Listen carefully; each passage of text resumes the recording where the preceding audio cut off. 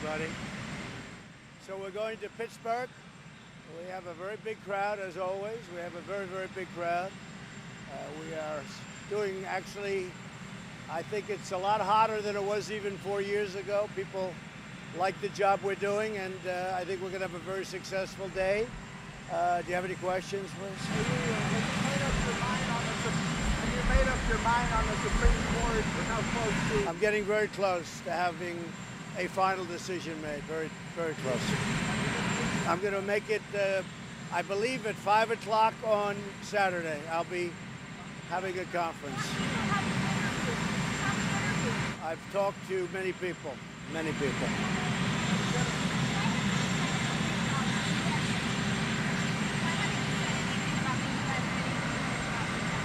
Say it. Why haven't you said anything about the U.S. getting 200,000 deaths? Go ahead.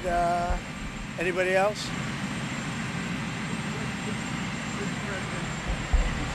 To the grim milestone today of 200,000 deaths from the virus.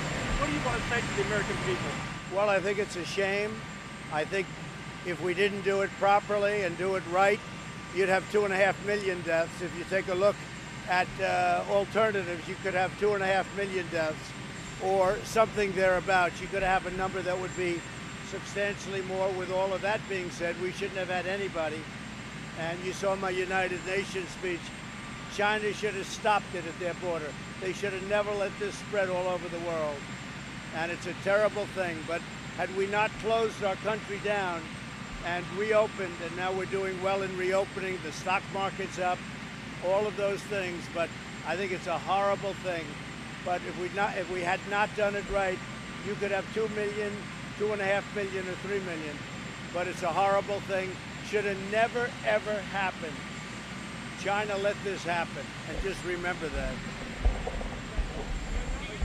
We could hit another 200,000 death milestone? Well, I know this. The original numbers were around 200,000 if you do it right. If you did a good job and if the public worked along, and if you didn't do it right, you'd be at 2 million, 2.5 million. Those were the numbers. But this should have never happened. This should have never come out of China. They should have never let it happen. So that's it.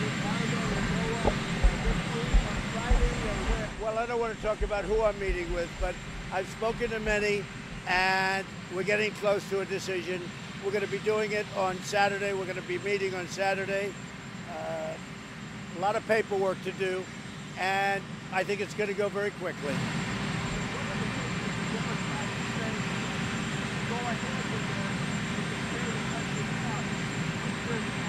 Oh, I don't think so. We need 9 justices.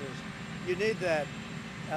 With the unsolicited millions of ballots that they're sending, it's a scam, it's a hoax. Everybody knows that.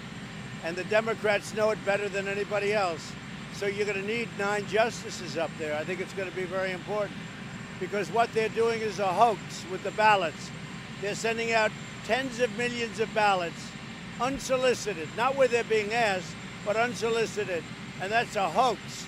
And you're going to need to have 9 justices. So doing it before the election would be a very good thing, because you're going to probably see it, because what they're doing is trying to sow confusion and everything else. And, you know, when they talk about Russia, China, and all these others, they will be able to do something here, because paper ballots are very simple. Whether they counterfeit them, forge them, do whatever you want. It's a very serious problem. And the Democrats know what they're doing is wrong, and all they want to do is go forward with it. So I think you're going to need the 9 justices.